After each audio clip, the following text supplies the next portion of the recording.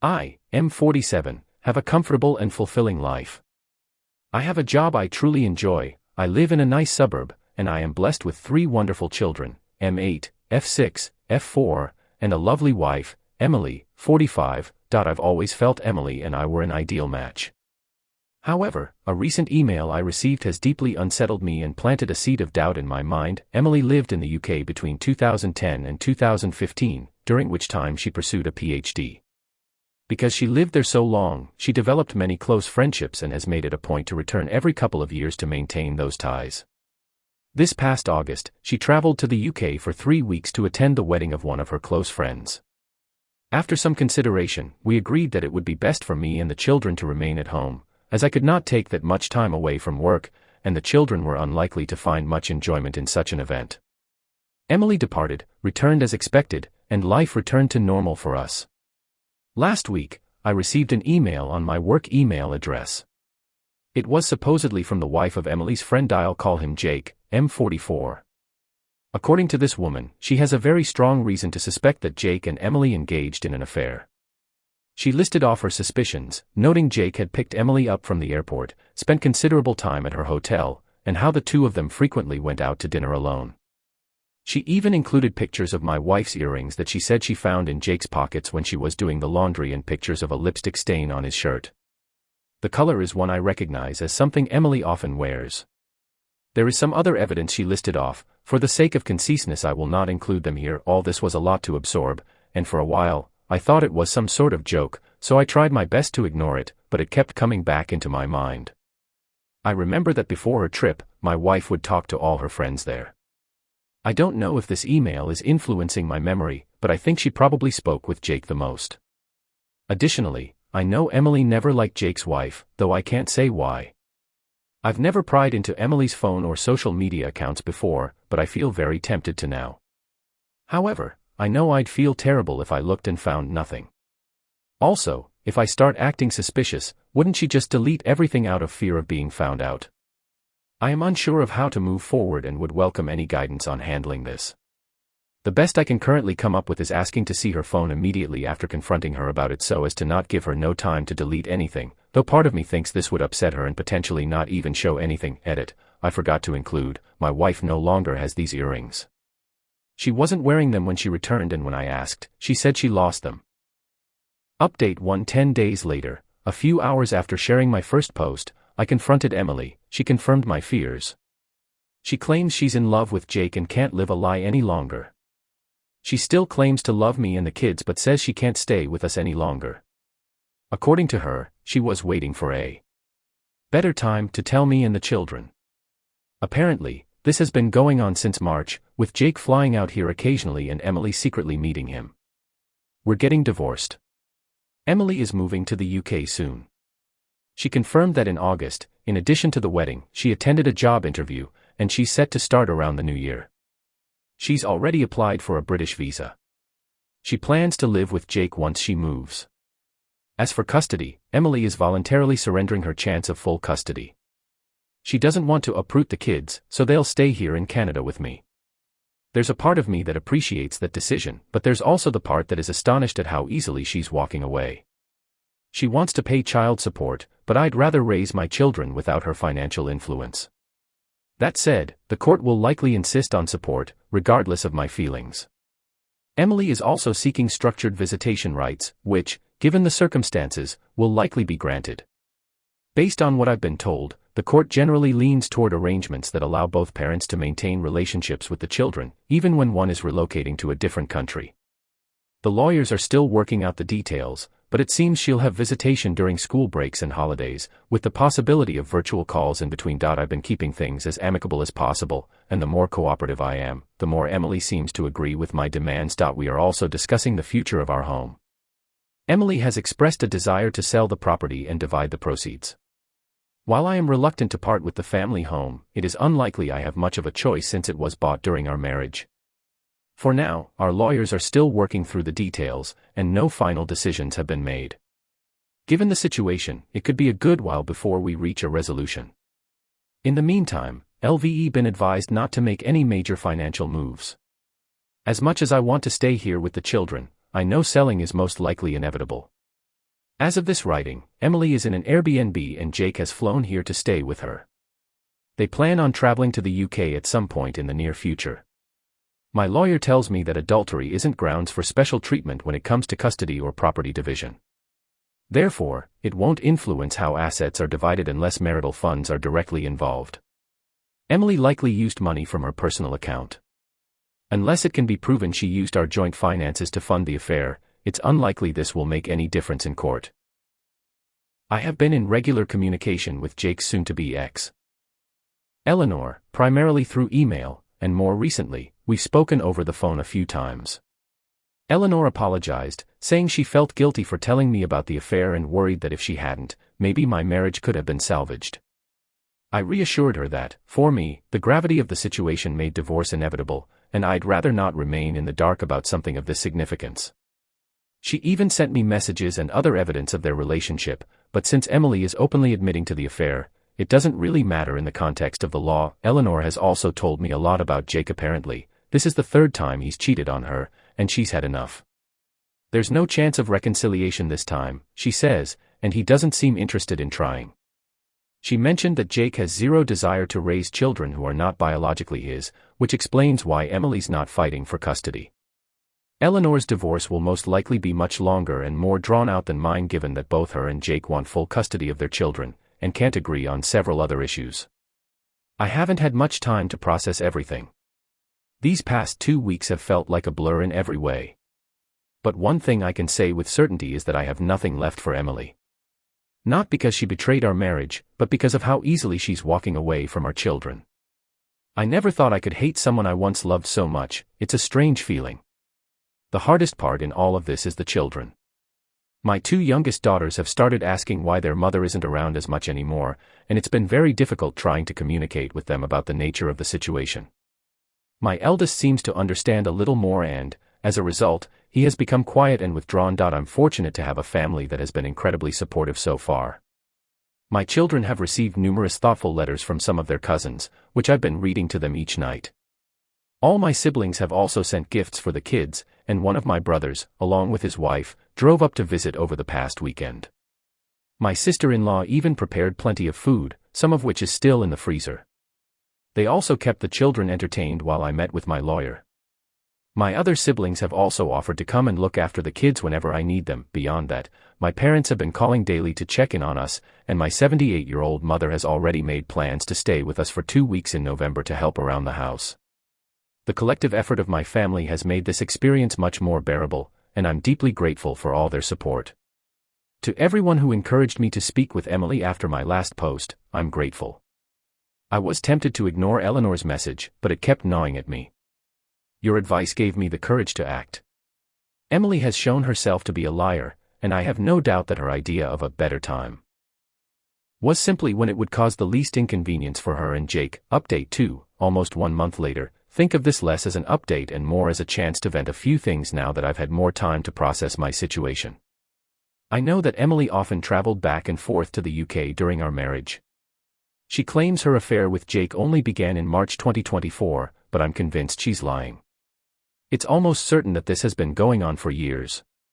Given how much she had already prepared by the time I confronted her, it's become clear to me and everyone else that she had been planning this for some time. In fact, within a few short days of our confrontation, she already had certain legal documents prepared. Additionally, Jake arriving in Canada shortly after I confronted Emily, made it clear that they had planned for her to tell me roughly around this date in advance. It makes sense that Emily was well prepared and was just waiting for things to be better lined up for herself. After all, she'd long since applied for her visa, secured a job, secretly appraised her car, our family car, though it was under her name, and sent personal items with Jake to the UK during his secret visits, all right under my oblivious nose. I have a feeling I'm only scratching the surface and have no real idea of how far this actually goes, not that Emily would ever tell me its depth. In addition to all of this, Emily had already been in touch with her lawyer long before I confronted her. Taking all this into account, it's hard not to wonder if she secured her job even earlier than she let on, perhaps to make her actions seem less calculated. 2 of Emily's friends have since reached out to express shock and disappointment by her actions. One of them, Janet, mentioned that according to another friend, Emily had been consulting her divorce lawyer as far back as late August or early September, and this other friend also confirmed my suspicion that Emily had been sending some of her belongings to the UK during Jake's visits. I've been losing sleep, replaying the past few months in my mind, maybe driving myself a little crazy, but certain things stand out. For example, when Emily went to the UK in August for the wedding, she was carrying 3 fully loaded suitcases. She told me that they were filled with presents for her friends, and I didn't question it, even though it seemed a bit excessive at the time. When I picked her up from the airport after her trip, I noticed the bags were suspiciously light. I can assume that in addition to the job interview she claimed to attend, she transported a bunch of her personal items to the UK, which would explain why since her return, she seemed to have been wearing a smaller selection of her clothing. Despite this, I was somehow blindsided, and I completely blame myself. Looking back, I can see there were signs I ignored, and I guess I didn't think Emily was capable of this sort of thing. A part of me wonders if this outcome could have been avoided entirely had I been more assertive and vigilant in the past. The worst part of all is that my children are now dealing with the consequences of my ignorance and stupidity. While I twiddled my thumbs, my wife had essentially started a new life. Most people in my life now know about my separation from Emily. I've stopped wearing my wedding band, and I've explained the situation to friends and colleagues who noticed its absence. One of my close friends, and many others who reached out privately on Reddit, have suggested I get DNA tests for the children, given Emily's travel patterns and tendency to lie. While I understand where they are coming from, this is something I'll never do. I'd never assign my children to another man. Nothing will change that. Life without Emily has thus far been difficult. Mornings have become a hectic rush. Between getting the kids ready and getting myself out the door, I'm barely on time for work for nearly half the week.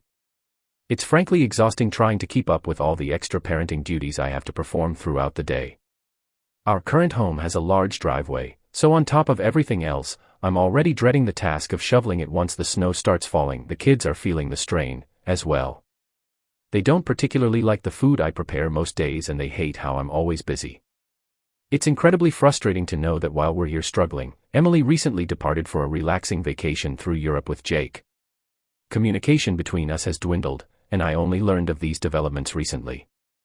I have no idea if she plans to return to Canada after her vacation or settle directly into what will likely be a very comfortable life in the UK.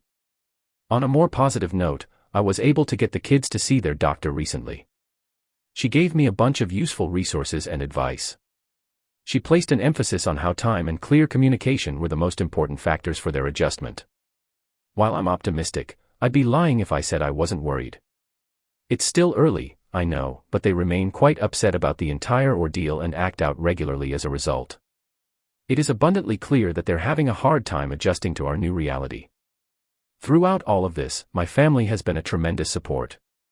My mother arrived as promised early last week, and things have already become significantly easier. The kids enjoy her cooking and spending time with her. Her presence has also freed me to handle other tasks. Whenever the divorce is finalized, I plan to designate my eldest brother and sister-in-law as legal guardians for the children. They live relatively nearby and have already agreed to take on that role if needed, which brings me some peace of mind. However, I highly doubt this will be any time soon given my much busier schedule and Emily dragging her feet before traveling. The whole process has slowed to a snail's pace. One of the hardest aspects of all this has been making decisions about our family home. After considerable thought and speaking it over many times with my family, I'm leaning towards selling at this stage. Emily has already offered me a bit more than half of the proceeds since she sold our SUV right before leaving the country.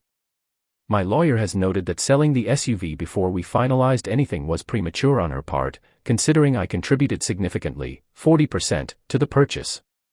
He thinks I have strong grounds to seek reimbursement elsewhere in our asset division, which aligns with Emily offering more of the house. Getting more than half seems fair, given that I contributed about 65 to 70% of the down payment and monthly mortgage payments. As I mentioned above, the family SUV was registered in only her name. However, I covered about 40% of its cost, so it's frustrating she sold it unilaterally. As I've learned over the past several weeks, my sedan is too snug for the kids and inconvenient for my mother to duck in and out of when she runs errands. Therefore, I'll need to trade it for something larger. In return, Emily has graciously insisted I keep the furniture and appliances, least she can do, I suppose. As much as part of me would like to stay in our current home, it's probably better for us to move. Part of me hopes this will help us avoid future interference from Emily, though, in reality, she's just as likely to interfere no matter where we are. I've been looking at townhouses closer to my place of work, which would cut down my commute and place us near a well-rated school. However, my sisters brought up that moving the kids now would mean changing schools and losing their friends, which would be yet another big change for them. An alternative option is that we move to a smaller, more manageable house close to our current one. This would reduce my workload and allow the kids to stay at the same school. Regardless of which option we choose, the idea of a new home without Emily's memory is appealing. Our current home's location is yet another example of how foolish and short-sighted I've been. Its location was much more convenient for Emily's commute compared to my own. It worked out for a time as the children's school was close to Emily's work in case they needed her during the day, but now all of this is useless as my place of work is rather far. I've heard nothing from Emily's family, and frankly, I have no interest in reaching out.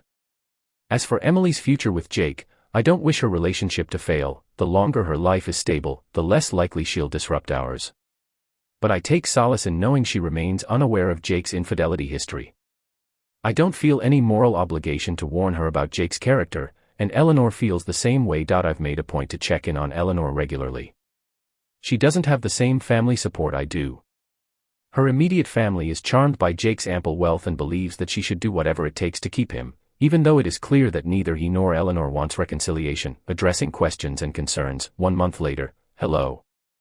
The main purpose of this post is to clarify a few things that have come up in my personal messages. I appreciate the concern and will use this opportunity to address many of these points at once. First, I'm still very much adjusting. I've accepted the situation, though I still feel bitter about it now and then. I'm adapting, and while some days are worse than others, I'm managing. All in all, my situation doesn't feel as overwhelming anymore. The kids are still adjusting. They're resilient, but they've been dealing with a lot. I'm considering enrolling them in a program designed to support children of divorced parents. I just need to find the time to properly research it once my work calms down a bit. On the topic of household dynamics, some people who have been messaging me seem to think that Emily was overburdened with chores and that somehow justified her decisions. To remove any misunderstandings, before everything fell apart, the split on household chores hovered around 60/40, with her handling the larger portion. In contrast, living expenses were covered roughly 75% by me and 25% by her. Not to mention, Emily took far more solo vacations than I did, and I guess we all now know how those went. Also, yes, I know how to cook. I've always been a health-conscious person, which meant the kids often preferred the way Emily prepared meals. Despite the many private messages suggesting otherwise, I still have no intention of DNA testing my children. Emily has settled into an apartment owned by Jake.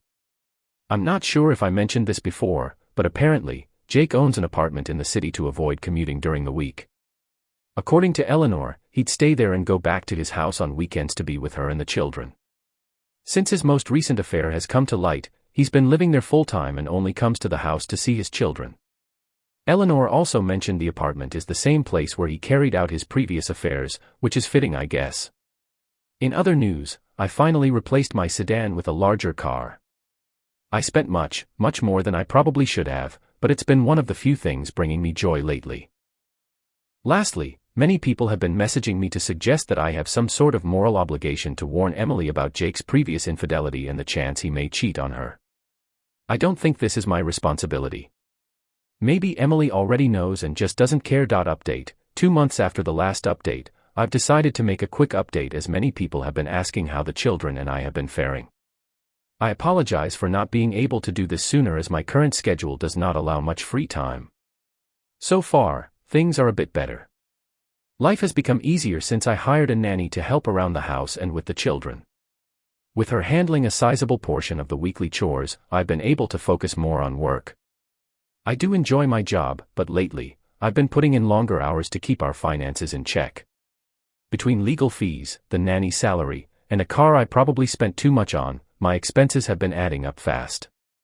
The longer hours mean I see less of the kids, but I tell myself it's temporary. I try to make time for them on the weekends I'm not working, but even that's been difficult. They're adjusting slowly, though I know it'll be a long time before things feel even relatively normal if they ever do. I'm still figuring out where we'll live long term. At this stage, the house will almost certainly be sold, and I want a place for myself and the kids that has no connection to Emily. Over the past few weeks, I've been speaking with Eleanor less and less. Part of it is my schedule, but mostly, I just don't see the point. Talking to her only reminds me of how good I had it before. The most important and annoying reason, however, is that Eleanor has decided to remain with Jake. She claims that he respects her, somehow, and has shown commitment to their family despite still being with Emily.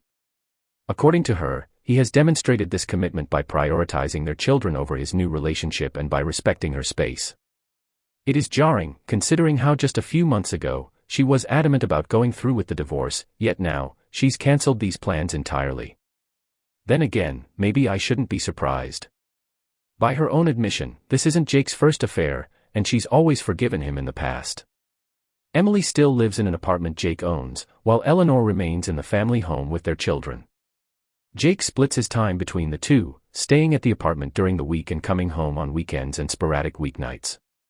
At the very least, Eleanor has made it clear that Emily isn't allowed in the family home, and Jake seems to respect that. Emily rarely calls the kids during the week, and when she does, the conversations are brief and she tends to whisper a lot. Since these calls take place rather late in her time zone, I imagine she doesn't want to disrupt Jake's sleep. On weekends, when Jake is with his own family, Emily makes more of an effort to talk to the children, however. These calls haven't been particularly long either, as I have felt they shouldn't interrupt the time I planned with the children. All of this is still very much a work in progress, which hopefully will get easier as time goes on. While a part of me is still shocked by how things turned out, I think I have largely woken up to this new reality.